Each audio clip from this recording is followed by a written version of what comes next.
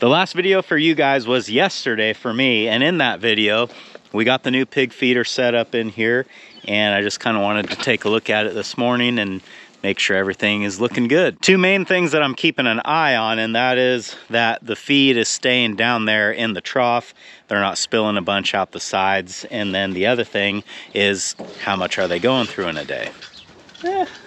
There's a little bit of a divot in the middle, but not bad. So yeah, there's still plenty in here. I'll check this again at the end of the day, but this morning I think I can untie the flaps and let them down. I think the pigs have got this figured out, and we'll kind of put them to the test today.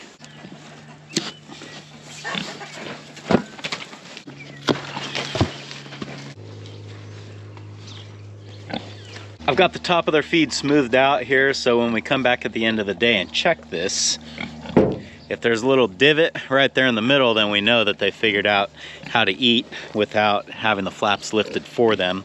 Or odds are we'll probably just see one doing it. Having the flaps down on that feeder is important because it keeps rats and birds and other animals that I'm not trying to feed out of there. But today's video is not about pigs, at least not anymore. Today I've got a few jobs that I need to get done around here, and then we've got to run down to the steer pasture because I've got a bunch of jobs that I need to do down there.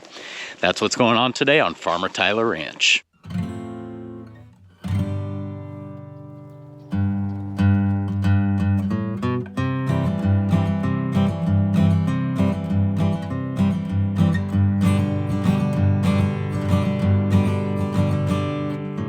You watch them storm that feeder, you're probably thinking, man, those poor chickens are starving, but that's just how this breed is. They have a really healthy appetite, maybe too healthy in some ways. So at this age, I start restricting their feed. I'll give them 12 hours of just full access to feed and then 12 hours without. That slows their growth down a little bit, and it is said to kind of reduce some of the health problems that these Cornish cross chickens can have. So whether it's true or not, I'm not really sure, but it seems to help. And you can see these chickens are getting big. In fact, I think they've reached the point where we can put a poultry net up out here and just remove the mobile chicken pen altogether and just sort of give them a larger area. And then it's a little bit less labor for me because I'm not having to move this thing all the time. So my plan is to take one of the poultry nets that I've got over here for the layer hens and move it over there for the meat birds. There are two nets out right now, and this area is huge. In fact, it's honestly bigger than they need. They don't utilize all of this area, especially now when things are dead. When things green up, they probably would, but for now, having half as much square footage as what they've got out here would be perfectly fine. The problem is that right now this ground is rock hard, and trying to step these posts into it is just not going to happen. So what I need to do is get a sprinkler set up out here, and we'll kind of have to move it throughout the day. And hopefully by this evening, the ground will be soft enough that we can sort of rework this net. Figure the easiest way to do this is to just put a hose splitter at their water bowl, and then we can move the sprinkler around off of that. Problem there is my splitter is at the ranch, so let's go get it. Just pulling into the ranch, I put 2 bales out for these cows last night, and they've pretty much already got them demolished. So I'll kick out what's left here, and yeah, they can finish it. With this, I guess, huh?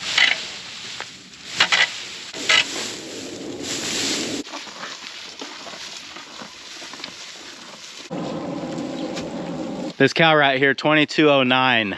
I've got a story about her that I kind of had mixed feelings about whether or not I wanted to talk about it on camera. But now that we can see that she's doing fine and she's all good, I thought maybe I'd tell you. It's probably about a month ago when I got here in the morning to check on cows and check water, and I saw 2209 laying out in the field, and she was bloated. She was as big as a house. And if you're not familiar with bloat in cattle, basically what it is they get into some hot feed, and while they're digesting it, it just starts making too much gas for them to pass through, and they start swelling up, and eventually, if it gets bad enough, it can actually kill them because it puts so much pressure on their lungs and their heart that their vital organs just no longer can function properly, and it'll do them in. Bloat's not something that I see very often. I mean, maybe once every 8 years or something like that. So it's not a real common problem for me, but it does happen occasionally. And a lot of times if you catch them early enough, you can get them up on their feet and chase them around with the four-wheeler, and it basically helps them sort of pass that gas out, and it'll give them some relief that way. But if you come upon them in later stages of bloat like what she was, well, sometimes there's not much that you can do. And when I found 2209, that's kind of where she was at. She is, I would estimate, was probably about an hour away from dying if we didn't do something. And I remembered something that Max, the owner of the winter pasture, when he was alive, was telling me about, and that was a way that you could relieve bloat, although it does sound a little bit barbaric, and that is there is a certain spot on the side of the cow that you can essentially stick, stab, spear, puncture, however you want to say it, and then that will give the gas somewhere to escape so that the cow can recover. This is a treatment that I've only heard about and never actually tried, but I knew that 2209 was in such a bad way that if I didn't do anything, it was almost a certain death sentence. So I decided to try this method that Max had told me about, and I took my knife and stuck her right where Max told me I should do it. And as soon as I did that, you could hear the air escaping. It's like if you've ever pulled a nail out of your tire. That's pretty much what it sounded like. She was so bloated when I found her that she was laid out on her side. She was unable to stand up. And in fact, her legs that were on the top side of her body as she laid down on her side couldn't even touch the ground, is how big she was. And after probably maybe 5 minutes of the air escaping like that, she finally could touch those legs to the ground. And I nudged her a little bit.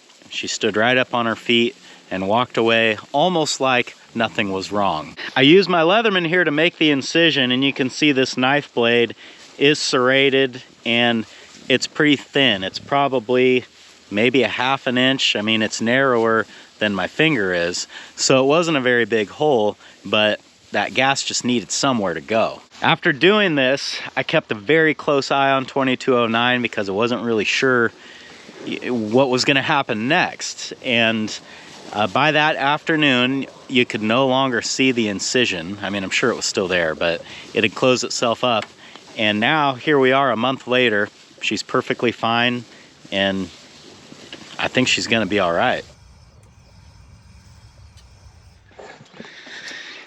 This is what we're coming after.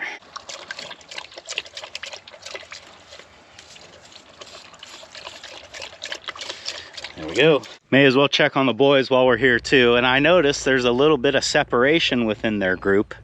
Not really sure what that's about. Since turning them out on this little 2-acre pasture, they have barely touched their hay. So it's working exactly like I was hoping it would. It's gonna really stretch that bale, where I think they were finishing a bale within like 4 or 5 days, and now I think it's gonna last well over a week. All's well over here. Let's get back to what we were doing.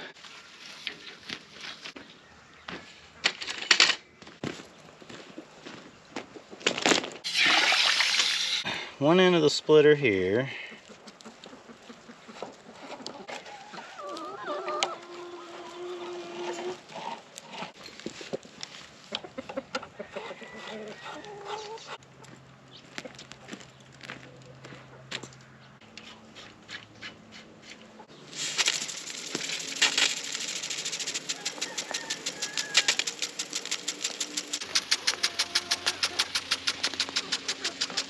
We are certainly not getting great pressure here, but this sweep that it's doing, I think, will be a perfect line to run the new fence on. So we'll just let this go all day, and hopefully by this evening the ground will be soft enough to work with. We're supposed to go to the steer pasture today, right? I think that's what I said.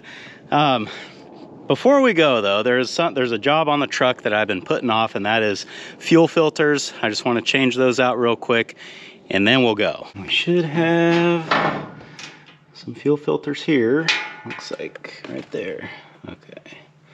What else do we have? That's for the Dodge. That's for the Dodge. That's for the Dodge. That's for the Ford. That truck takes 2 filters. You've got your, I don't know, what would you call it? The primary, this is the first one it goes through. And then a secondary, it goes through right before it goes into the engine. I'm somebody that writes the mileage on the filter housing, so I know how long it's been in there. 95,000. Bottom filter is so messy.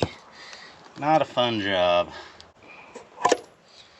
You see how dirty it is compared to the new one.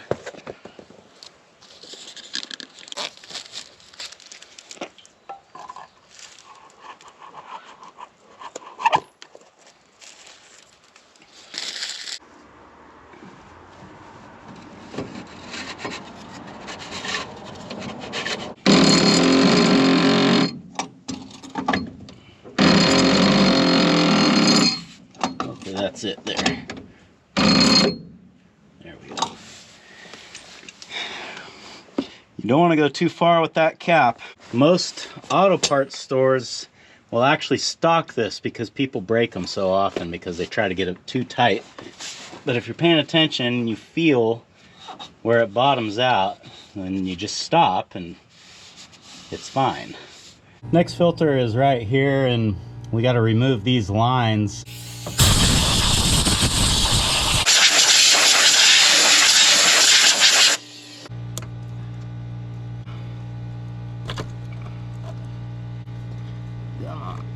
There you go.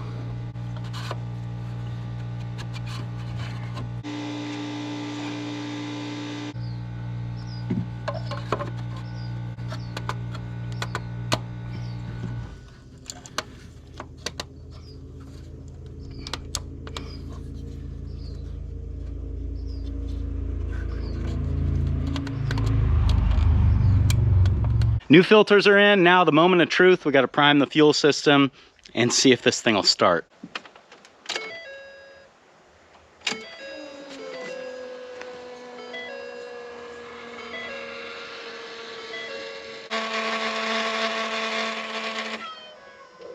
I think we better do it one more time, maybe 2 more times, we'll see.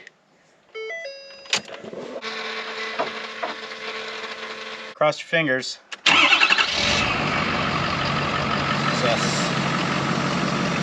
I've had the engine idling for several minutes and it's been running smooth, no hiccups or anything like that. That would indicate we've got air in the system, so I think we're ready to go.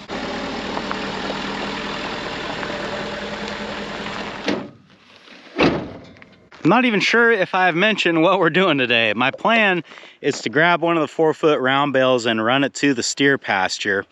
They're not really getting short on feed, but because we're trying to put pounds on those guys, I was just kind of curious if I left one out there, how long it would take them to finish it. If they finish it in a day, then we know that we probably need to start bringing them hay on a regular basis. But if it sits out there for a week and they don't finish it, then that tells me that I can kind of hold off for a little while before I start feeding them.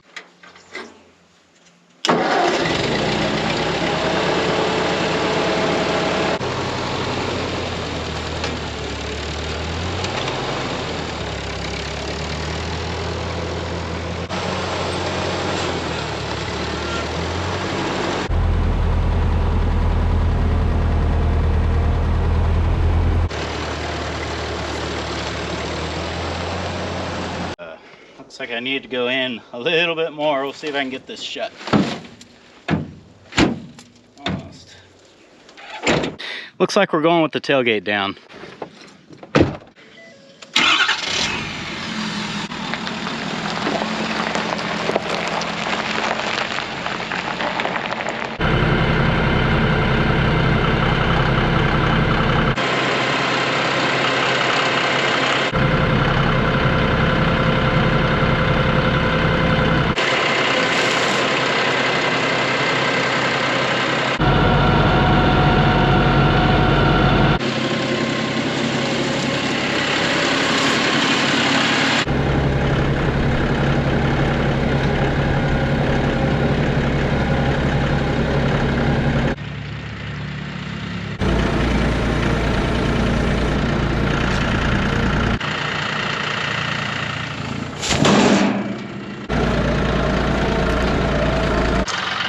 looks like a good bale there. Well, there we go. I don't expect the guys to run right down here and start eating this because they're not used to being fed and they really probably don't know that this is here, but we'll get them in this pasture and see. They might smell it.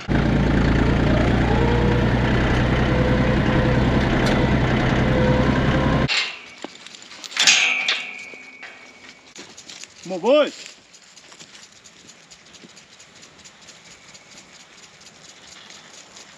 Come on.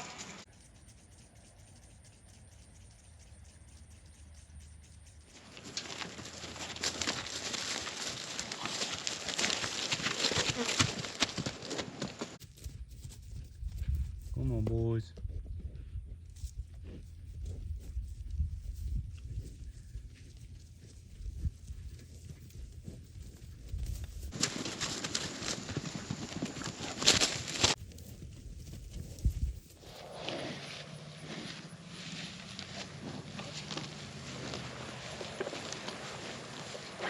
I've got a group of 8 steers here that will eventually go into our harvest steer program.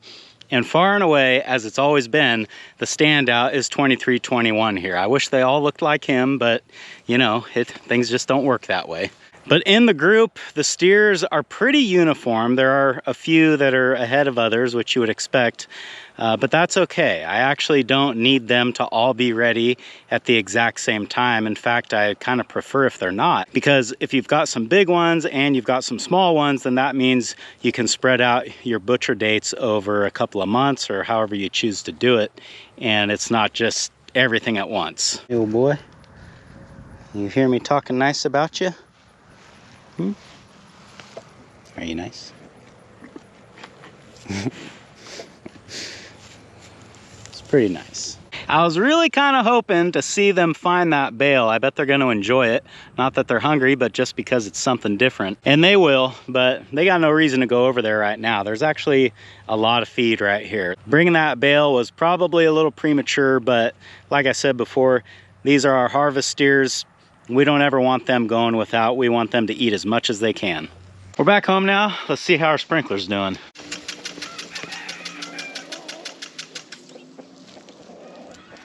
Now the trick is moving this net and keeping everybody contained. I don't know. We'll figure it out.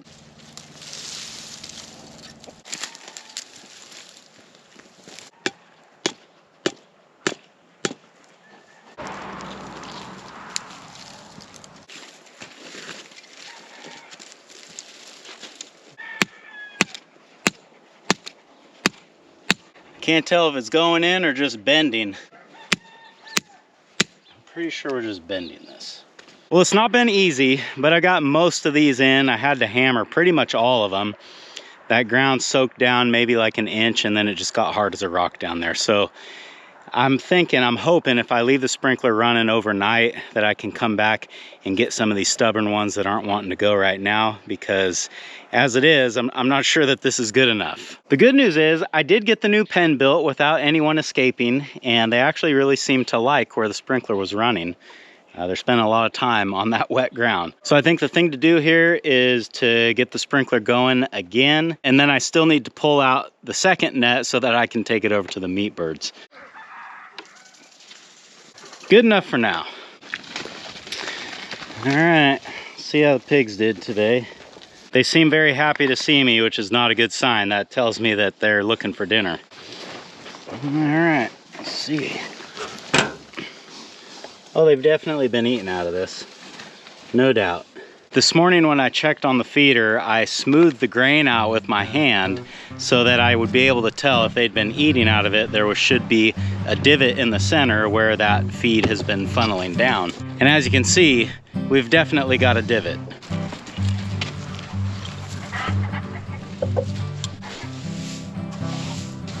All right, we got that nice and flat, so I'll check this again in the morning just for peace of mind, but it looks like it's gonna work. I think that's gonna do it for this one. Thanks for hanging out with me today, guys, and I hope I'll see you again on Farmer Tyler Ranch.